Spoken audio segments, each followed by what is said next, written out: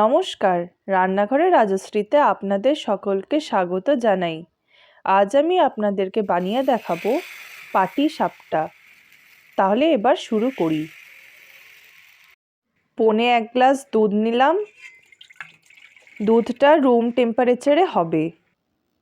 দুধটা যেন বেশি গরম বা বেশি ঠান্ডা না হয়। 1 কাপ সুজি দিলাম। 1 কাপ আতপ চালের গুঁড়ো দিলাম। আর হাফ কাপের মতো ময়দা দিলাম। এবার এর মধ্যে হাফ কাপ চিনি দিলাম। এবার ভালো করে মিশিয়ে নিচ্ছি।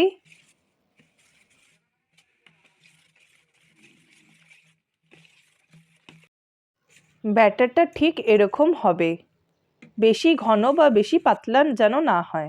এবার এটাকে ঢাকনা দিয়ে কিছুক্ষণের জন্য রেস্টে রেখে দিচ্ছি। এবার কড়াই গরম করে সামান্য একটু ঘি দিলাম। এবার 1 কাপ দুধ দিয়ে দিলাম।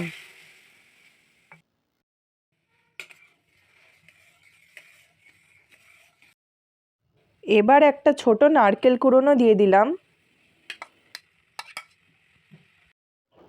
এবার ভালো করে নেড়ে নিচ্ছি।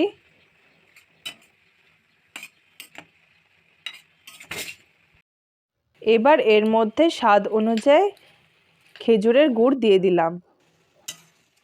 খুব ভালো করে মিশিয়ে নিচ্ছি।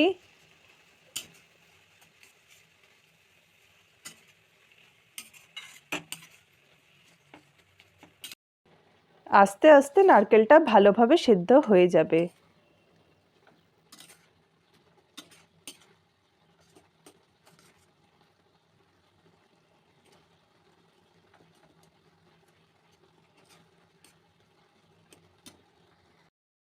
নারকেলটা অনেকটা শুকিয়ে এসেছে। এবার এর মধ্যে অল্প কিশমিশ দিয়ে দিলাম। এবার ভালো করে নেড়ে যেতে হবে যতক্ষণ না একটা পাক আসে। এবার 1 চামচ মিল্ক পাউডার দিয়ে দিলাম। এবার ভালো করে মিশিয়ে নামিয়ে নেব।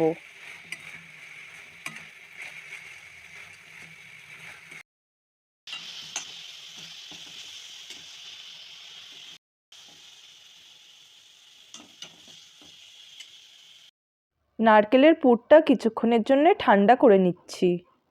এবার একটা ননস্টিকের প্যান বসিয়ে দিয়েছি। এবার একটা বেগুনের বোটা দিয়ে তেল মাখিয়ে দিচ্ছি। এবার একটা হাতার সাহায্যে ব্যাটারটা দিয়ে দিলাম। এবার একটু গোল শেপ করে দিচ্ছি। এবার অল্প করে নারকেলের পুর দিয়ে দিচ্ছি।